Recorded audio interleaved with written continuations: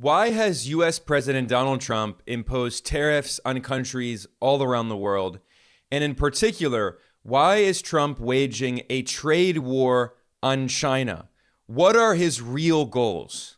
Well, to try to answer these questions, I spoke with the economist Michael Hudson, who is the author of many books and who just published the new report, Return of the Robber Barons: Trump's Distorted View of US Tariff History.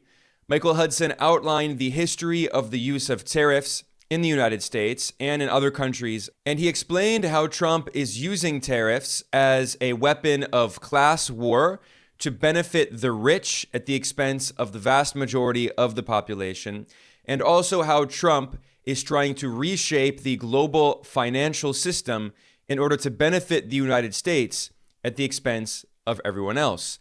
But as Michael Hudson warns, this is already backfiring on the US economy, and it's accelerating the transition to a more multipolar world.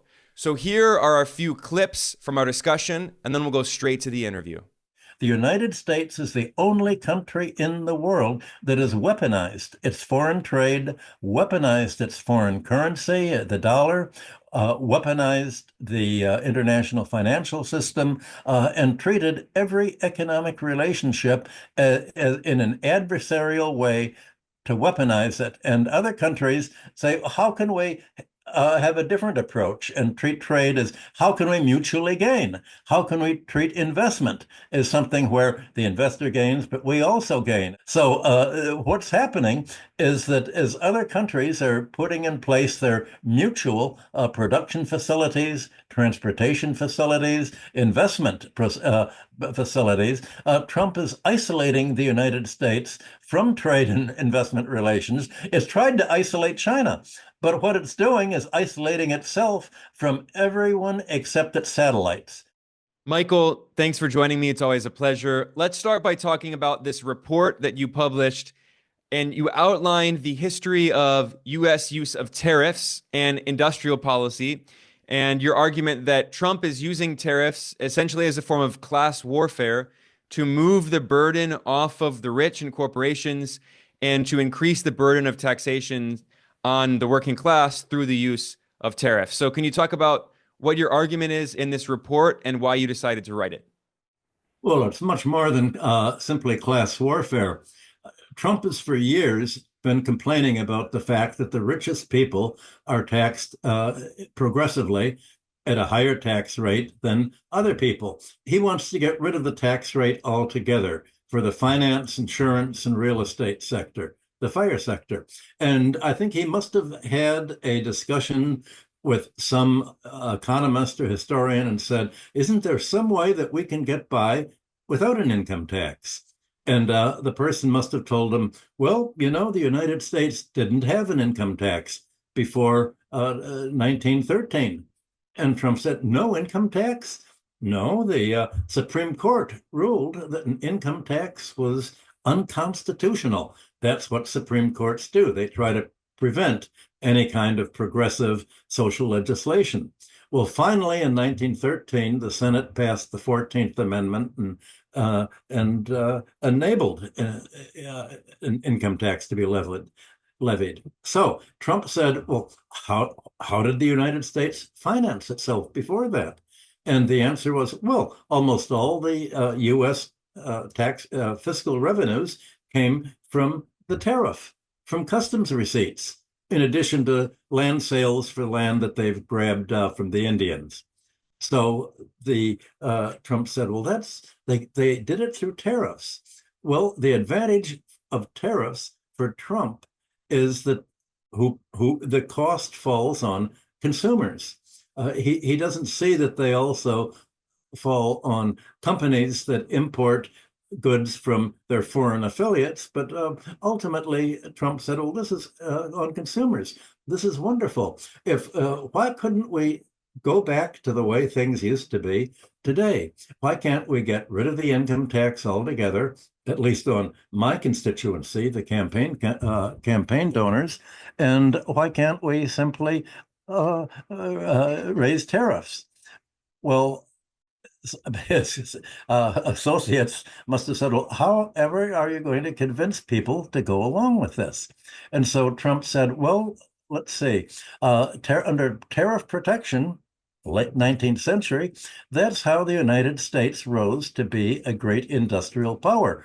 So somehow tariffs must have nurtured industry, and I want to bring industrialization back to the United States, make America great again. And I can say tariffs are going to bring back industry.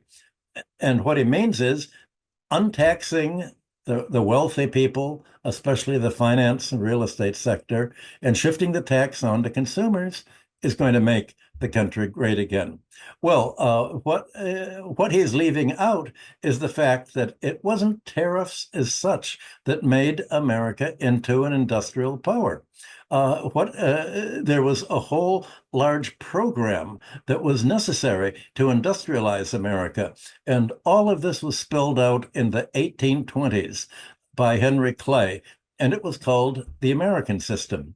And the American system was protective tariffs with internal improvements. That means public investment in infrastructure and a national banking system to finance industry. Well, Trump said nothing about these, and so it's worth saying something about them. By the late 19th century, the United States said, how are we going to lower the cost that industry has to pay for its wages without leading to a huge round of strikes? Well, and the solution was, well, we can have the public sector pick up many of the costs that labor would otherwise have to pay out of its own paychecks for education. We can have free education, not the $50,000 a year that workers have to pay today in order to get a job.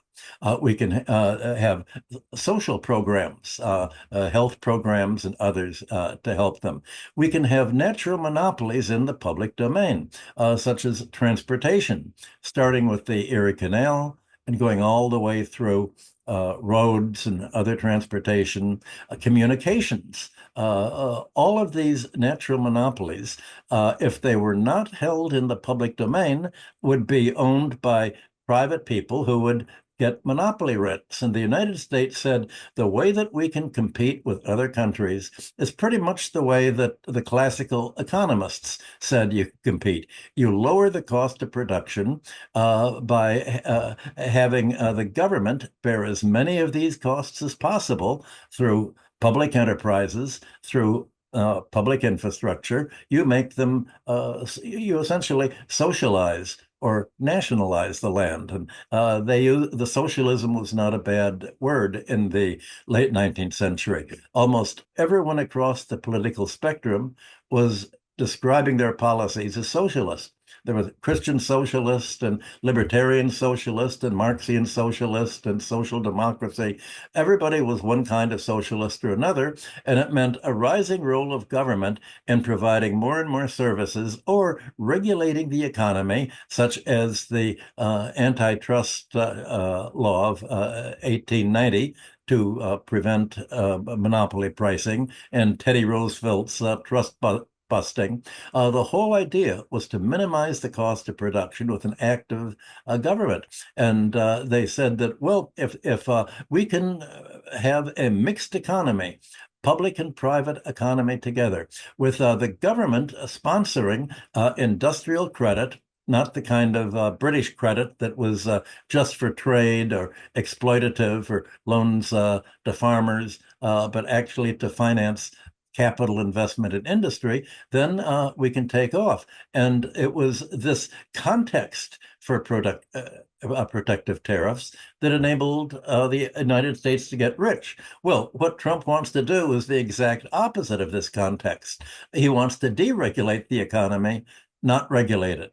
He wants to privatize the public any public domain that's left, any public enterprises. The post office, for instance, can be privatized. It's going to cut back services to rural areas. It's going to increase prices. It's going to make most of the U.S. economy look like Thames Water in London, for instance. They're going to Thatcherize the American economy, to do to the American economy what Margaret Thatcher and Tony Blair did for England, and or what Reaganomics began to do for the United States. So we're talking about an anti-government policy, not a mixed policy. And under Elon Musk, he wants to just carve up the government agencies altogether, privatize everything. And what you're going to do is dismantle the country's social programs, dismantle its subsidies,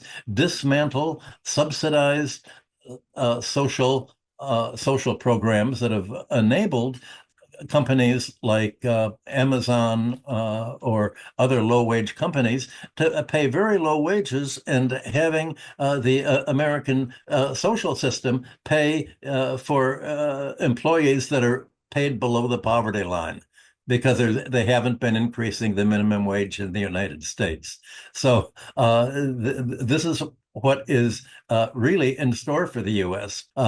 Essentially privatize the government, especially get rid of Social Security and other social programs, Medicare, and they call it streamlining the economy, or making a market without government that interferes by protecting consumers, protecting the population against predatory monopolies and predatory finance.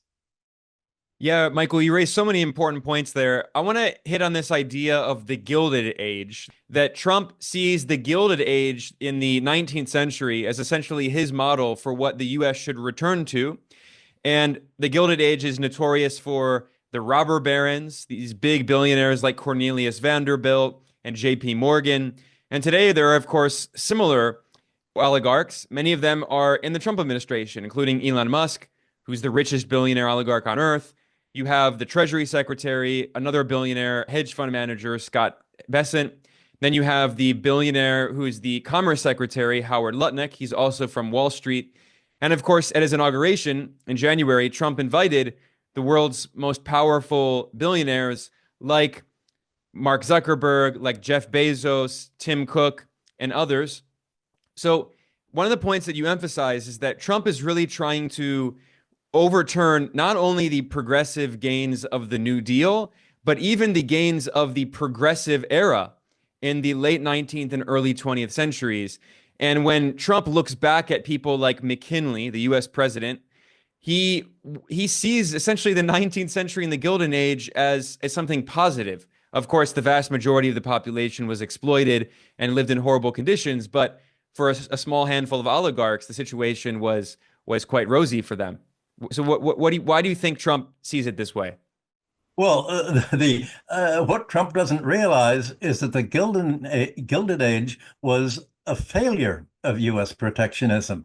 In the process of protecting industrial investment, you had financial the sector making a lot of money off this. And finance has always been the mother of trusts. And the finance began to lead to a fight over who's going to control the railroads. The crisis of 1873 came when Jay Cooke's railroad defaulted.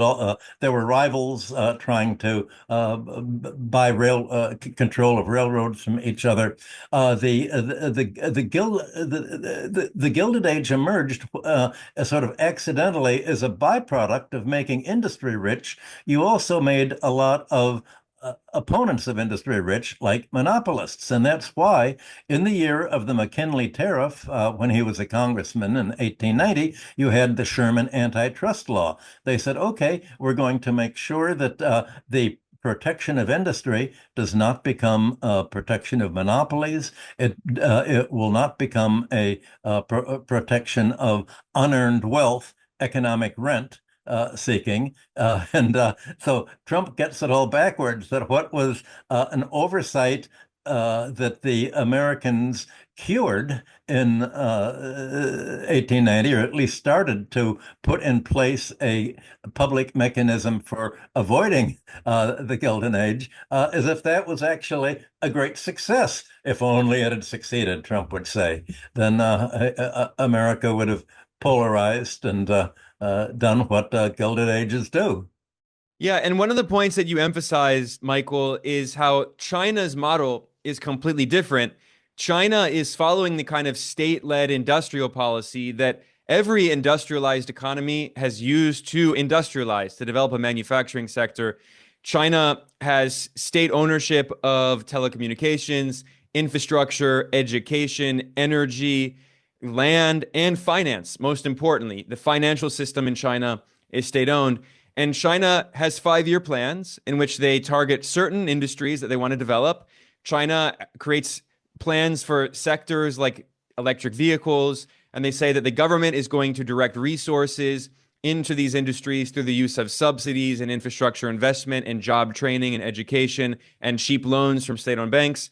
And they're going to develop semiconductors. They're going to develop local civilian airliners. So can you contrast China's industrial policy with the Trump administration's lack of an industrial policy?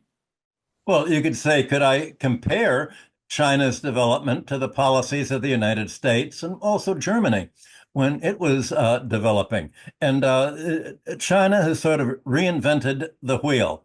One of the first books of mine that they translated as a textbook into Chinese was my book on trade development and foreign debt, when I described the contrast between free trade and protectionism and how the United States developed a protectionist argument to counter the free trade arguments of England in order to protect the industry. So China has essentially done the same logical thing that any government would have to do. You have to subsidize your own industry and protect it and insulate it from lower cost imports underselling you. You have to enable industry, if not really to make a profit, to at least make enough money to somehow be able to pay its labor force and to pay for the raw materials and the machinery that it takes to create in industrial production. The one thing that China has done that other countries did not do, although Germany began to do it in the 19th century, was to keep money and credit as a public utility. And China did this because it really didn't have much of a choice after Mao's revolution. How is the government going to finance capital investment in industry, and what was a very poor country of peasants, basically, as the U.S. Secretary of Commerce keeps calling China, a country of peasants. U.S. Vice President J.D. Vance referred to the Chinese as a bunch of peasants, and that this has Yes. really angered people in China. We borrow money from Chinese peasants to buy the things those Chinese peasants manufacture. That is not a recipe for economic prosperity. And this has really united people in China against the U.S. Of course. Well, at any rate, since Mao's revolution had got rid of the wealthy financial classes, there was no way that the government could do what the Western countries did and borrow from the wealthy classes to pay for the government deficit in financing industry. So China created its own money.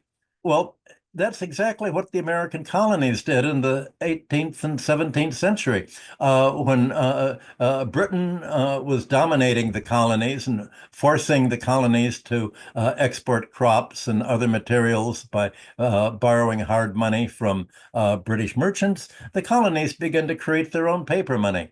And that's how they basically developed. When America fought the Revolutionary War, the government issued continentals, fiat currency called continental currency. And in the Civil War, when America, the costs of the war were so large that it couldn't possibly borrow from domestic creditors, the government printed greenbacks. But in peacetime, the financial sector fought back and insisted in sound money, meaning money that you pay interest on to private financiers.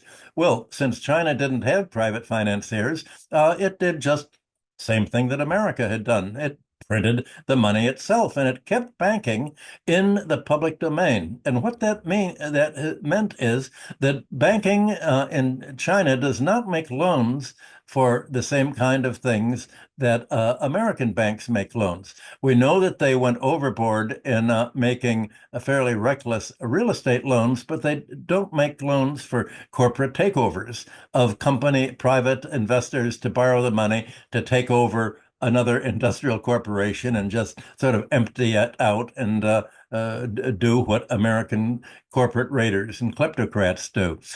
So China has been able to create money to spend into the economy for purposes intended to serve the public interest, to build up housing, to finance high-speed railways, to finance all of the public infrastructure that China has kept in the public domain to offer at low subsidized prices to the population at large, so that if you have a private enterprise in China creating a factory to produce goods for exports to the United States or other countries, they don't have to pay the workers enough to have to pay for privatized transportation. They have wonderful public transportation and the subways, the railroads.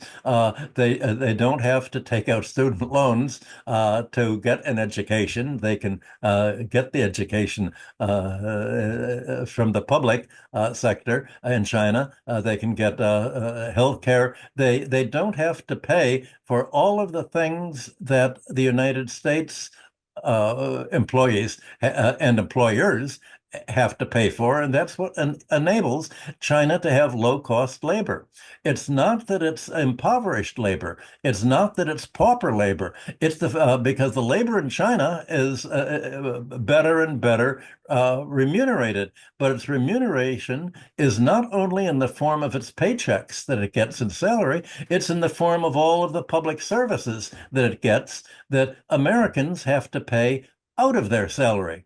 So when you realize that the standard of living of workers is not only the paycheck, but the public services they get or the subsidized prices that they have to pay for basic needs, then you find that if basic needs are traded as basic needs, then everybody should be able to get them and is a precondition for being citizens.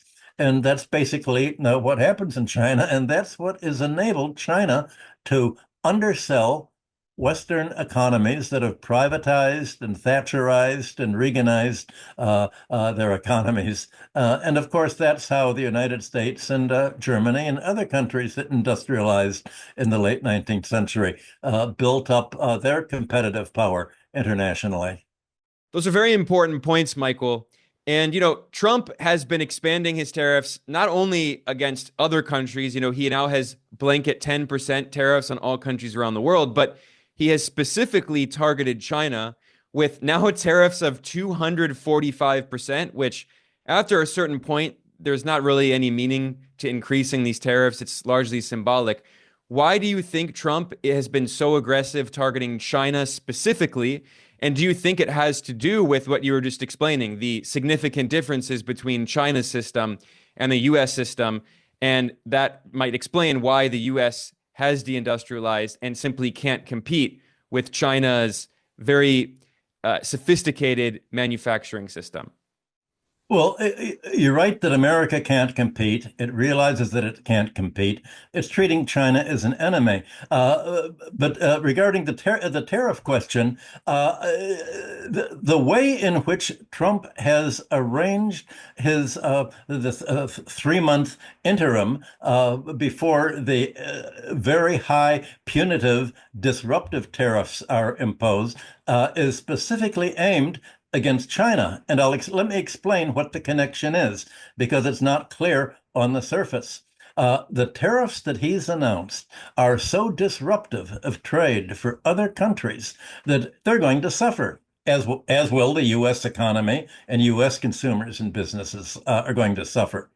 Trump says that these maximum demands are only, they're all open to negotiation. And he's asking other countries, well, if we don't disrupt your trade by imposing these 40% or even higher tariffs on you, what are you going to give us in return? What's your give back to us for us not making these demands on you? And at first I thought, well, he's going to demand that, well, maybe they'll have to sell off some public infrastructure to Americans. Maybe they're going to have to give trade favoritism to Americans. There are all sorts of things. But Trump has made it clear what Trump wants is diplomatic givebacks. Every country is going to be subject to one-on-one distinct pressures. 75 countries have, he says, have called him and wants to negotiate. I'm telling you, these countries are calling us up, kissing my ass. They are dying to make a deal. Please, please, sir, make a deal. I'll do anything. I'll do anything, sir. With each country, he's going to treat individually that they give America something. But the common denominator in all of his demands is that they impose trade sanctions against commerce with China and against mutual investment with China, and especially any plans they may have to join its Belt and Road Initiative in favor of U.S. Plans to interrupt the whole connection system of Belt and Road that China wants to put in place. So Chinese officials can see where all this is leading. They've announced their refusal to negotiate with the United States when a gun is pointed to their head. And China recognizes that Trump really doesn't have many cards in his hands. What does he really offer other countries except to refrain from disrupting their economy? He's what back in Mao's time was called a paper tiger militarily. Well, America has become a paper tiger financially today. It doesn't really have anything to offer except the threat of tariffs, the threat of suddenly disrupting all of the trade patterns that have been put in place over the last few decades. So the most important consideration for China in all of this, and what is it going to do, is that it doesn't need the U.S. market to anywhere near the degree that the United States is dependent on China for key metals and key materials and key industrial products. Most in the news are the rare earths, ores that are refined to make magnets and other alloys that are used in almost every high-tech manufacture today, from electric cars to military and space things. But also steel and aluminum are faced with enormous tariffs, as well as key products that American industry needs. And of course, all of the consumer goods that Walmart imports from the United States, and that Apple imports for use in its iPhones. So what's China going to, what is really the threat of these tariffs against China?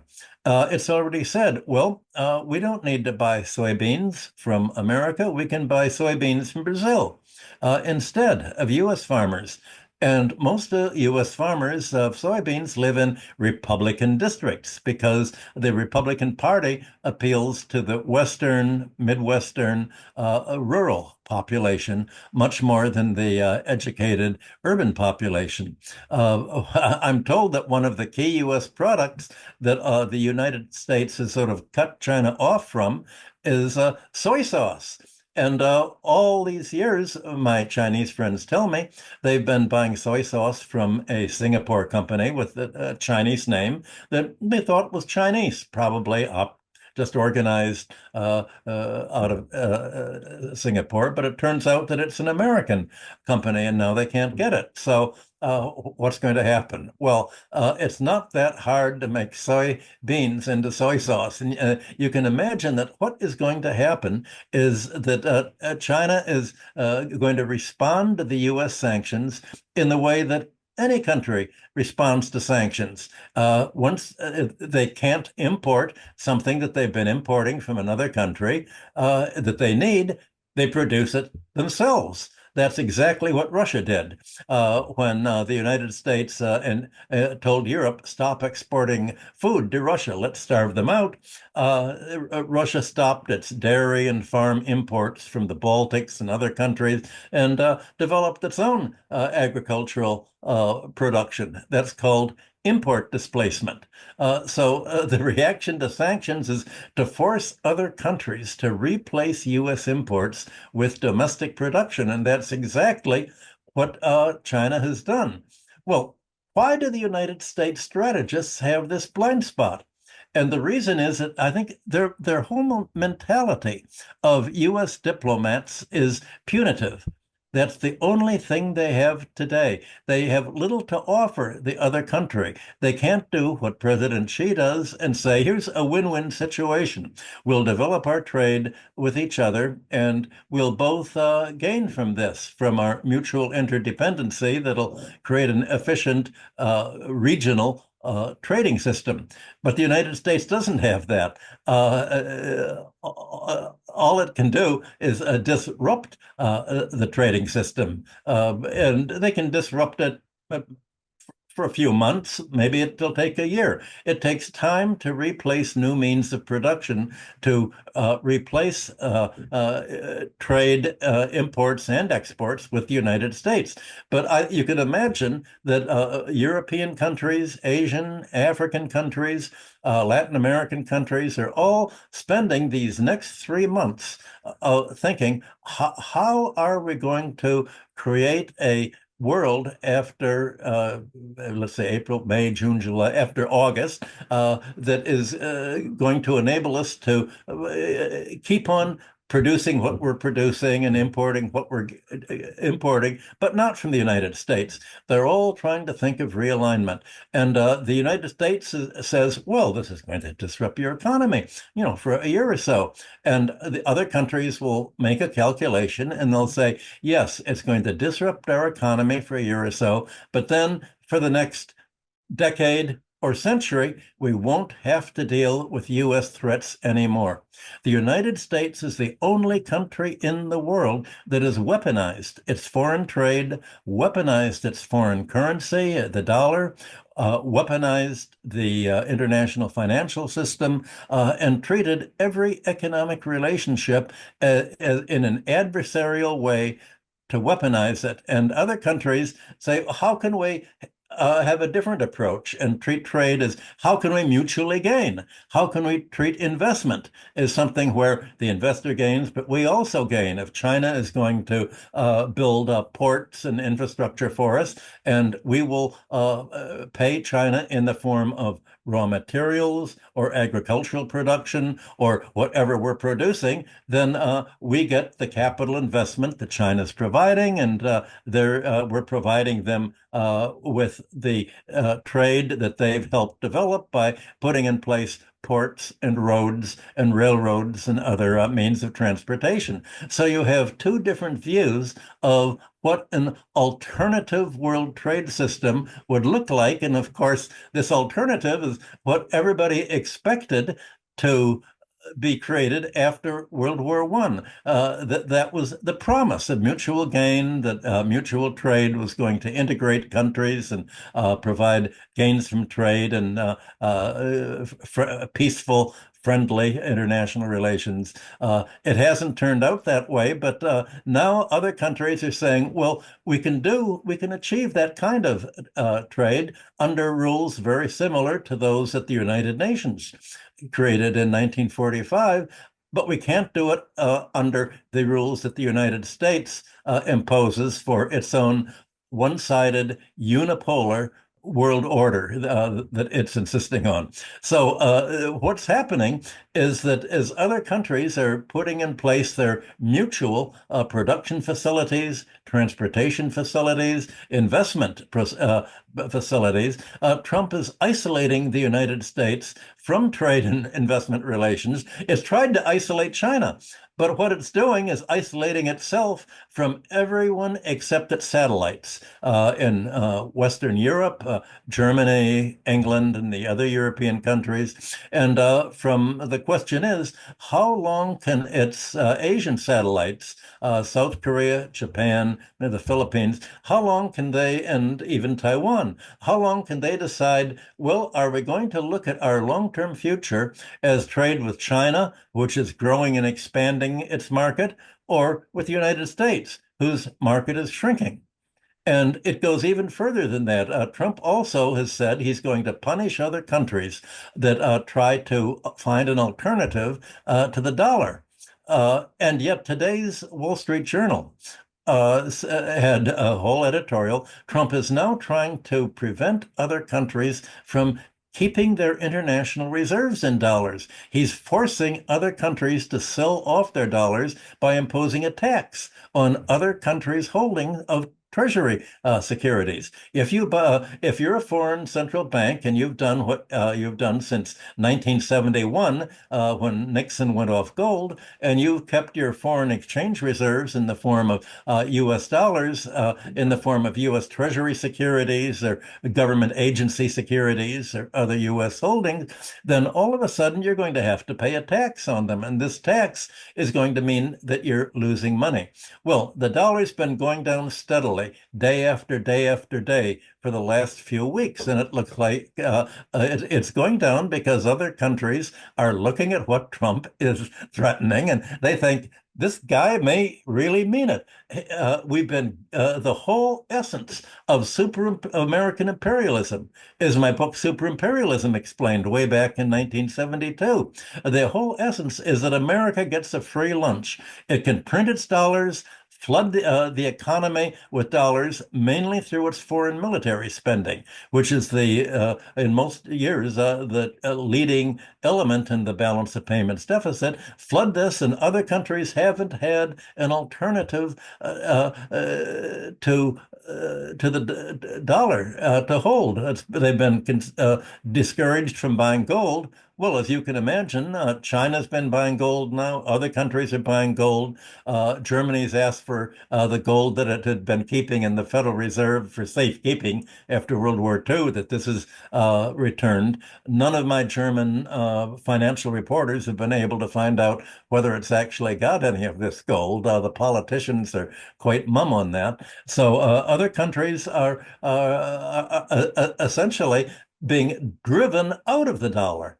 At the same time that Trump he says, oh, don't join together and create a non-dollar area.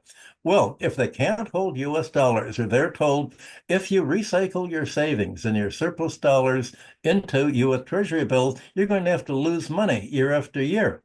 Well, as they sell the Treasury securities, the dollar is going down. And if the dollar goes down, that means that even if other countries get a high return in stocks or U.S. bonds, the value in euros, in Chinese currency, Japanese currency, the value in their own currency is going down as a result of Trump's policies. Well, Trump believes that if you lower the exchange rate of the dollar, that will make American exports more competitive. And of course, it would if America had something to export.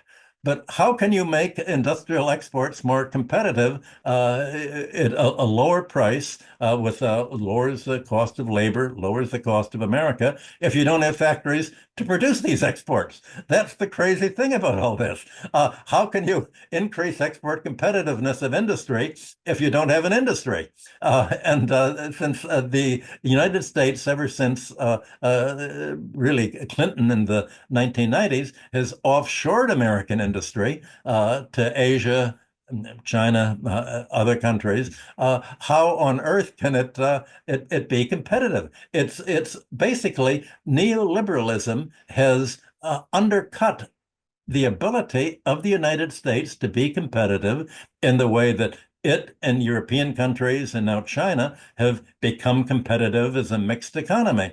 The essence of neoliberalism is to carve up and privatize governments, basically on credit, borrowing the money to buy things. So you're having an inherent instability, and this is what other countries are discussing. Now, the question is, will other countries agree to give up the Chinese market in order to gain the American market? Well, how long is the American market going to last? And how much trade and diplomacy with China are they going to give up? Will it be a total set of sanctions and isolations? Will it be partial? All of this is a product of bilateral negotiation. And I think other countries should take a look at what's happening domestically in the way that Trump bargains. You've seen him, two big fights domestically of Trump against American economy have occurred in the last few months. The fight against law firms and the fight against universities. Trump declared war on law firms that had worked for the Democratic Party in the last few decades, especially law firms that supplied lawyers who prosecuted him for all of the Democratic lawfare that the Biden administration began. And he said, well, you have to do a give back. And the first give backs that he asked for these firms is, well, you have to provide $50 million of pro bono, meaning work without payment for Republican backed non-backed organizations. Well, almost all the law firms capitulated. They surrendered and they agreed to give him, $50 million or however much free legal advice he wanted at their expense. Well, now in the last few days, he's asked for what the New York Times and Wall Street Journal say are $1 billion from the law firms, saying you're going to have to not only support Republican administration, but you're now going to have to support me and support Republican policies as we bring lawsuits against the government to try to carve it up and shrink it for the kind of things that Elon Musk is doing. So he keeps raising the price. He'll make an agreement. They think, okay, we gave him 50 million. That's enough. Trump had said, if you don't do this, I'm going to cancel your security clearance for all of your lawyers. And I'm going to ban your lawyers from federal buildings because you're a security risk.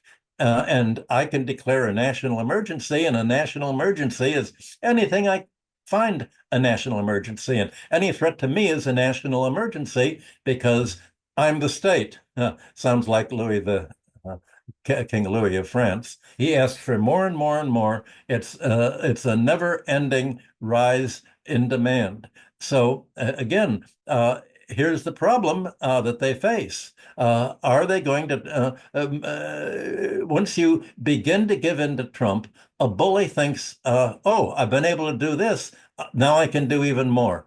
If you begin giving in to him, it's a never-ending path of decline. That's the whole problem. And China describes the choices between the post-war, the whole world's post-1945 commitment to free trade and the same rules for all countries, or henceforth, are they going to be subjected to America's neo-mercantilist protectionism as the new context for international trade?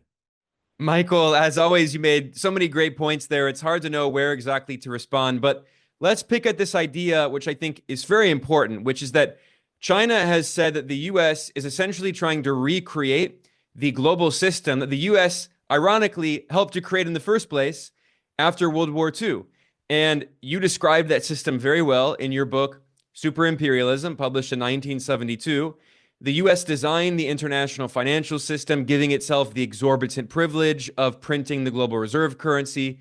The U.S. also helped to design the international legal institutions and political institutions through the United Nations. And still at the UN Security Council, the permanent seats are held, yes, by China and Russia, but also by the US, France, and the UK. And the US has used its veto power to essentially neuter the UN, to prevent the UN from actually taking any action the US doesn't approve of. So the US has really benefited from this system, but it seems like Trump is now just throwing a bomb and blowing everything up. What do you think's happening? The world has changed a lot since 1945, when the U.S. Not only led the creation of the United Nations, but also the International Monetary Fund and the World Bank. It created a system of free trade because under free trade, the dominant economic and industrial power wins over countries that haven't industrialized. That's why countries that haven't industrialized need protective tariffs to develop their industry and especially their agriculture, which is how the United States subsidized all of its agricultural productivity in the 1930s. So the United States in 1945 could say all countries have to follow the same rules because it knew that the rules that they were to follow with free trade and no imperial preference for the British pound sterling, no colonialism, you decolonialize, the U.S. knew that it would gain. But the U.S. since 1945, we've now gone eight decades since then, and since the United States is deindustrialized, it no longer benefits from the rules and the whole philosophy that it supported back in 1945. Under the United Nations at that time, it said all countries should be treated politically as equals. That's been the whole rule of international law since 1648, when the 30 Years' War was ended. No country should interfere with other countries. Well, the United States no longer treats that. It's able to interfere with other countries, but essentially claims that any other country that gets a benefit from the United States is somehow interfering with its trade or posing a national security threat. So the United States has ended the kind of idealistic rhetoric and the underlying world order that it put in place in 1945. So China, Russia, the speeches of Foreign Minister Lavrov and President Putin, they're all saying the same thing. The ideals of the United Nations as they were set out, the ideals of trade, not to weaponize trade, but to have mutual gain, the ideal of the role of government to provide basic needs for the population, all of this was a good idea. But the spread of neoliberalism by the United States and by Europe essentially is now opposing everything that was promised in 1945. We're in a completely different world. We cannot achieve and restore this world as long as we leave the United States with veto power in the United Nations to stop it, and with a military power and willingness to intervene in foreign elections, to support regime change, to make sure that its own politicians are elected over and above whatever the population may want, such as Europe. Most of Europe's population wants an end to the war in Ukraine. The politicians want to escalate the NATO's war against Russia. You could go right down the line that what the politicians that are supported by the United States in many countries advocate is the opposite of what voters want, just like in the United States. Trump won the election saying he's going to bring peace in NATO's war against Russia. He's going to be a peace candidate, not the war candidate that Biden and Harris were. And now all of that is just sort of, well, that's campaign promises. That's just rhetoric. That's the narrative that we've created. So you're having, in a way, two different narratives to shape how people think of this split in the world between the 15% of the population, US and Europe, plus America's satellites in Asia, and the 85% global majority and the global South that are trying to have mutual trade and benefit. And in order to have this mutual trade and benefit, you have to have a political system and a tax system that essentially prevents the emergence of a domestic financial oligarchy and monopoly oligarchy and real estate oligarchy from stifling economic growth in their countries. And the United States wants to create such an oligarchy as long as it's foreign, it's controlled by U.S. investors themselves. So how do you explain why politicians are so favorite to follow this pro-U.S. submission that they're doing? Well, I think there are a number of answers for why you're having a different approach to how the world is being restructured. Politicians live in the short run. And many are so used to being bullied that they've succumbed to the Stockholm syndrome and identify with the bully. They think, well, the Americans are so powerful, there's really nothing that we can do. We have to join them because the bully's strong enough to fight any other policy that we may do. Well, democracy is supposed to prevent the kind of oligarchy from developing that you have in the United States. They're supposed to prevent a Gilded Age.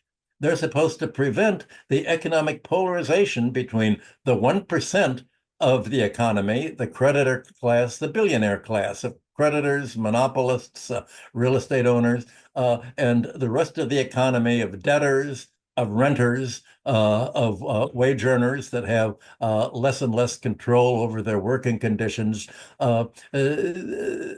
That's not being prevented. That's being encouraged by neoliberalism, just the opposite of what was promised. And of course, it's as if we're having a new kind of colonialism, but it's not overtly a military colonialism, except in countries that refuse to follow U.S. laws. It's sort of what free trade imperialism was, or the Treasury bill standard was. It's what the West calls democracies, which is foreign control by the neoliberal class, the kind of people who go to the World Economic Foundation in Switzerland and think that they're planning the kind of world that they would like to see. And we're dealing with two kinds of economic theory. The reality-based economic theory recognizes that debts tend to grow exponentially and polarize society and create a crisis if they're not canceled. The orthodox economic theory that's taught in all the universities throughout the West says if you just get rid of government, leave government alone, don't regulate anything, the economy will automatically self-stabilize and produce equality among people and among nations. Free trade will make nations all more equal instead of polarized. You have a whole different body of economic theory to justify a whole means of social and economic organization that occurs. In other countries, the fight by Asia and the global majority today, and by Putin against the legacy of kleptocrats that the neoliberals subsidized in Russia, was how do you keep this wealthy class using, you can let it accumulate wealth but it has to be use its wealth in the public interest to develop the overall economy and benefit the economy, not to subject the other economy to lower wages, to use its will to take over government and disable the government from the ability to regulate it. Well, this disabling of government to regulate is the political program of Donald Trump. He says he wants to deregulate all any kind of government regulations, tax. He wants to get rid of the progressive taxation. He wants to stop any environmental regulation. He's pulled out of all of the global warming agreements that America's had. And Trump and Vance have gone to Europe and backed the right-wing parties that are following this there. This is the U.S. is backing this kind of economic and social philosophy.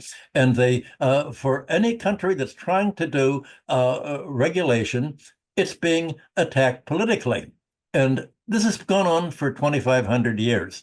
The lead for democracy in Greece occurred already in the 7th and 8th centuries, 6th centuries BC, when the local mafia-like oligarchies were overthrown by leaders, populist leaders who were called tyrants.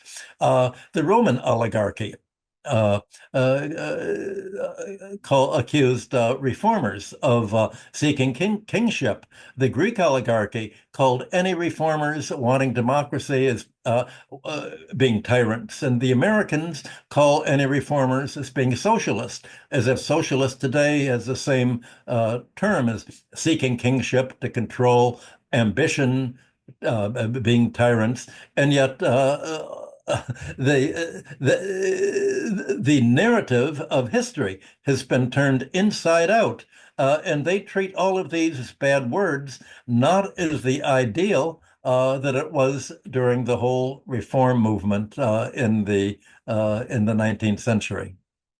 Wow. Well, I don't know if I can add much there. You raise, again, so many interesting points, and you did a great job of drawing these parallels over thousands of years of history and the fight against oligarchy. And we see this so clearly today. I mean, of course, every US president represents the financial oligarchs on Wall Street, but Trump has taken the mask off, lifted the veil, and made it as clear as day. He's regularly inviting these billionaires to the White House. He gave Elon Musk, the world's richest billionaire, an office at the White House. He invited all these oligarchs to his inauguration. So I think, your argument is, you've been saying this for a long time, and you've been proven so correct. Trump is really the epitome of everything you've been saying for so long. So on that note, I think that's actually a really good place to conclude. Is there anything else you want to add? No, listening to what you've just summarized, what kind of country would elect a leader who made his money by cheating other people, by cheating his suppliers and not paying them, offering only half the money that he'd promised, cheating his suppliers, going bankrupt and defaulting on his bank loans, and being not only being a congenital liar, but treating that as a social virtue.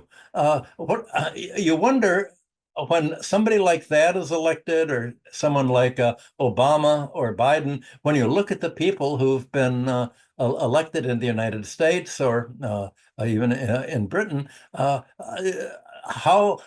could this have ever happened under what was expected 80 years ago? The world is being turned inside out, and how is the rest of the world going to try to undo the damage? And they can't really undo the damage. All they can do is isolate, is go along with Trump, accept the isolation.